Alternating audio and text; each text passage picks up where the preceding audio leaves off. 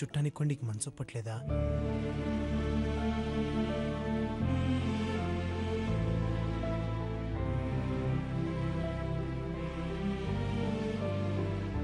అంత తప్పు నేనేం చేశానమ్మా?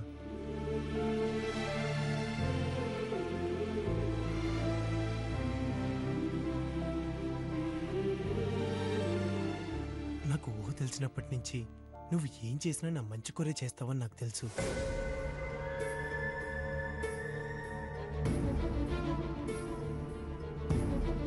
అవన్నీ నేను అర్థం చేసుకుంటూనే ఉన్నాను. కానీ ఈ నిర్ణయం ఎందుకు తీసుకున్నావో నాకు అర్థం కావట్లేదమ్మా.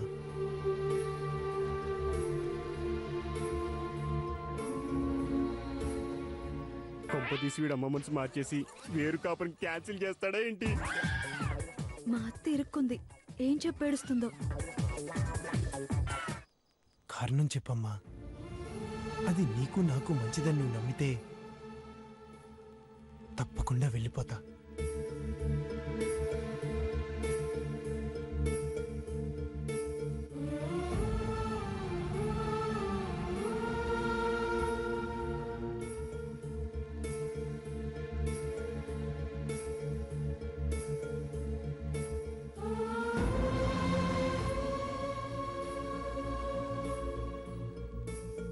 నువ్వు ఊహ తెలిసినప్పటి నుంచి చూస్తున్నావు. ఏనాడు మన దగ్గరికి పోలీసులు రాలేదు. మనం పోలీస్ స్టేషన్ కూడా వెళ్ళలేదు. ఈ ఇంటికి కోడళ్ళొచ్చారు. వాళ్ళని కూతుళ్ల కన్నా ఎక్కువగా చూసుకుంటున్నాను.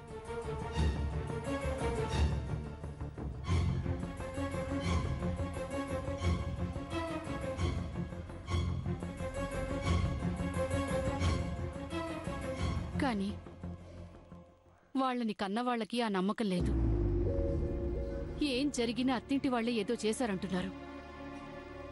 నీకు తెలియందేముంది, చట్టాలు కూడా వాళ్లకు అనుకూలంగానే ఉన్నాయి.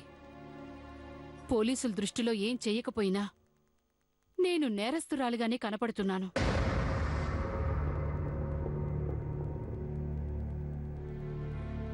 అత్తింటి కోడలు పొరపాటున చేయి కాల్చుకున్నా అది అత్త పెట్టిన హింసలాగే కనపడుతుందని అర్థమైంది.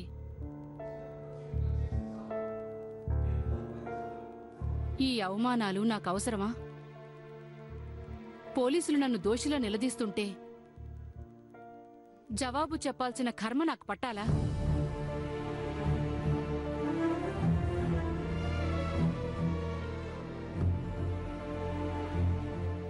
ప్రతిసారి వీళ్ళమ్మా నాన్నలకి, పోలీసులకి నేను సంజాయిషి ఇస్తూనే పోవాలా?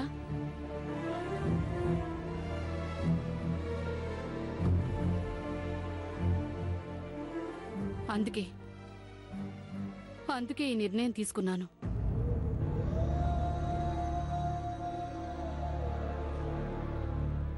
ఈ కారణం కరెక్ట్ అనుకుంటే వెళ్ళిపో, కాదనుకుంటే నీకు తోచిన నిర్ణయం నువ్వు తీసుకో.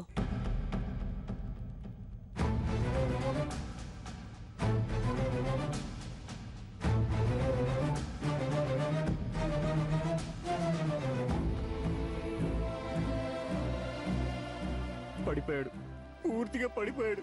వేరు కాపురం కాన్సెప్ట్ ని క్యాన్సిల్ చేసేస్తాడు నాయనో.